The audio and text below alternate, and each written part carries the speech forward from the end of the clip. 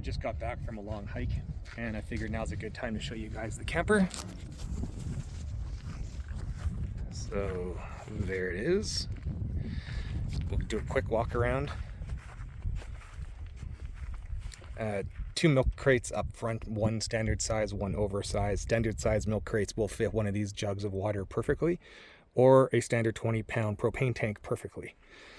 This one on the right normally holds my fuel for my boat, but right now it's got my chainsaw fuel, some bar oil, and the kerosene for my diesel heater.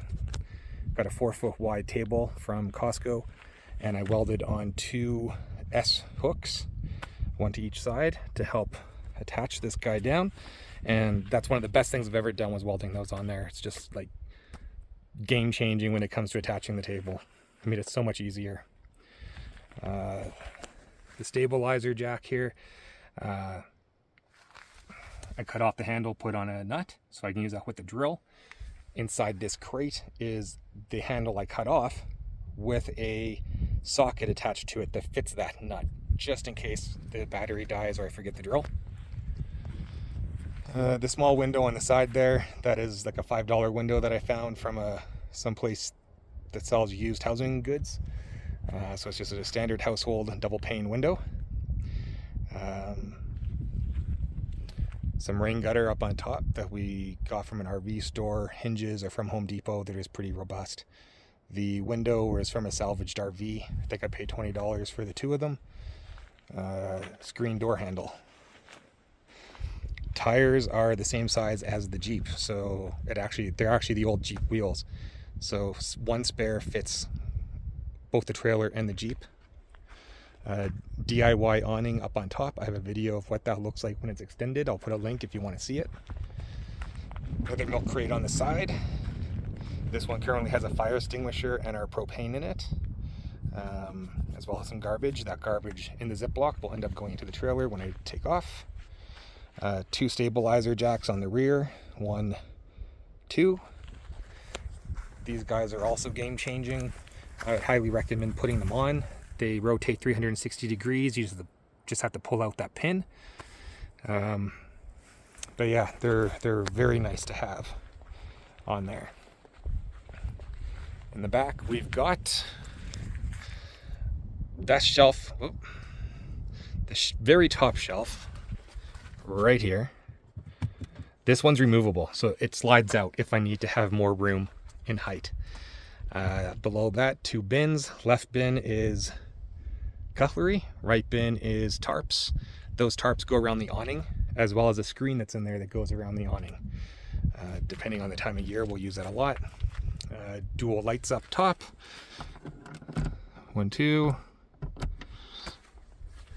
To prop it up, I just have these pieces of wood cut to fit to prop it up. I usually have 2 on, but right now just the 1. This whole piece here for the stove and for this drawer slides out if I need it to. So if I need to remove it for some reason, I can. This is cutlery and lighters and whatnot. This just barely fits the stove inside, so it doesn't bang all over the place. This drawer just holds odds and ends.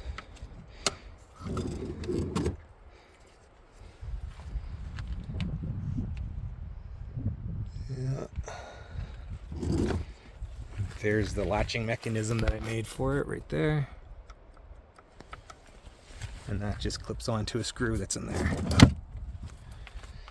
2 6-volt batteries for making 12 volts in total.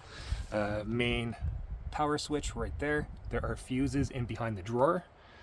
The diesel heater, which is far too big for this little tiny camper, but it does a great job at drying stuff out when I need to. We had a mattress that had water spilled all over it, probably almost a gallon of water, and I put it up there. Like, I rolled it up so it made a wave shape inside the camper and let the heat blow at it. It dried it out in about 20 minutes. That bucket there and that milk crate is for my chains. And more of the same on this side. I'll end with the hitch here. I'd highly recommend getting one of these. Not sure what it's called anymore, but it securely fastens your hitch and your receiver together, so it will no longer bounce up and down or slide in and out. It makes for a far more quiet ride, and it doesn't it makes so you're causing less damage, because I actually ovaled this out. The holes here where this pin fits in are worn out now. Your chains, quick tip, you should always cross them left to right and right to left so that they form an X. That way, if you become disconnected, then when your hitch drops, the chains will catch it. If you're someone who just puts your chains right to right and left to left, and it's just open in the middle, that's not going to prevent this hitch from hitting the ground when it falls off and potentially causing a massive problem. It could flip your trailer over. We'll walk back around and show you the inside.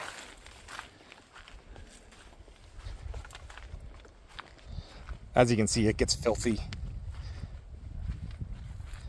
It gets used really well. In fact, before we go in, it's sitting on a 3,500 pound axle. I've broken the springs on it 4 times. I'm on my 5th set. So the springs are 1,750 pounds per side, left and right. The last set that I broke was actually, they had an extra leaf inside. That one still ended up breaking, and I think it's because of the way that I drive it off-road. I don't baby it. I hit stuff pretty hard. So it's probably my own fault. I don't overload it because I can only tow so much with the Jeep. With the 2-door Jeep, I think you're at like 2,500 pounds towing or something. So now I've got 2,500 pound springs per side for a total of 5,000 pounds. So it's slightly higher than it was before by maybe an inch, and we'll see how that works out. So there's the door open. Just getting a splinter out of my foot, sorry. So the drape's open, the window's open, there's screens in there. Here's what the inside looks like. These switches here, reading light, there's also one on the other side, the main light, and this switch here controls this 12 volt outlet, which I generally use for outdoor lighting. I have 2 outdoor lights that I just kind of set right here, one on this side and one on the other side. But we'll move them around because they're on a long cable. It's actually a wiring harness for a trailer, so I can move them wherever we need to. So I've just got my backpack, some pillows. You can see these windows here from here.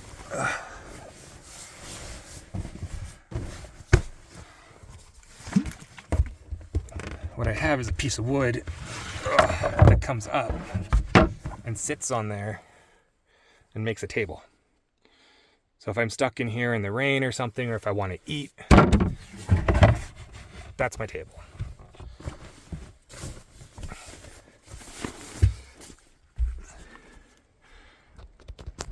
That is just a catch-all that I got at a dollar store. That shelf there is from IKEA. It's fantastic for your glasses, your pills, your drinks, whatever you might have. That catch-all is being held up by a hook. That's right there, which we used to use to hang our jackets on, but now we don't seem to do that. These catch-alls are just far more convenient, and I'll hang my hat on there too. It's more the same on this side. So in the front, I'm just going to climb in. So in the front, we've got our shelving unit. Up top here, we've got 2 USB chargers. This one is 2 fast USB chargers, and you flip it up, as well as a voltage reader. And that's a 12 volt outlet. We've got a cargo net here that clips onto the corners to hold stuff in. And you can also put stuff in there, such as this cup, which is convenient. Bottom shelf, just whatever. Right now it's a catch-all. It never looks this clean. When I start driving, this stuff flies everywhere. That bin is food. The walls are covered in a carpeted flooring material. It's this kind of click together stuff here. I haven't found it again, but I think I got it at Home Depot. I've looked for more, but haven't seen it there. You can probably order it online if you really need some. Then we've got the vent. So at the dollar store, I bought this screen for in your vehicle, and you put it in the back window so your kids don't get blinded or whatever. But it works super well to keep the light out of your eyes when you're trying to sleep in on a camping trip sometimes. Got this little black diamond light. It's dimmable. When you hold the button, it'll low to high. It's a great little light. We use it more often than the one that's built in. Then we've got, let me just get this off. We've got 3 fans up there. They're controlled by 2 separate switches. This switch controls 2 of them. So that turns on the left fan. This one turns on both of these small fans. That one's not even turned on yet. That's just from the air circulation in here. I don't have the vent open. That might stop it. We'll see. And then this switch turns on the big fan. So depending on how much cooling I need, we have 3 different options, and you can run them however you want. So I can turn off this one. Now this guy here will stop, and these 2 will stay on. Or I can turn this one off, and now it's just the big one, which is a lot quieter and has a higher CFM. But I like a little noise when I sleep, so I will generally just turn on that one and turn off the big one and just have that one fan going unless it's really hot, and then I use all 3. And to put this in, you just push this button and this just sucks right back up. But I don't want to do it with one hand because it goes pretty quick. I think that's it. There's a heater port. Oh, yeah, I've got the carbon monoxide and smoke detector there. And I have a pillow here for my feet right now, but behind that pillow is the vent for the heater. And generally, we only have one mattress in here, but I doubled it up for this trip, so that's why the vent is so close to the mattresses.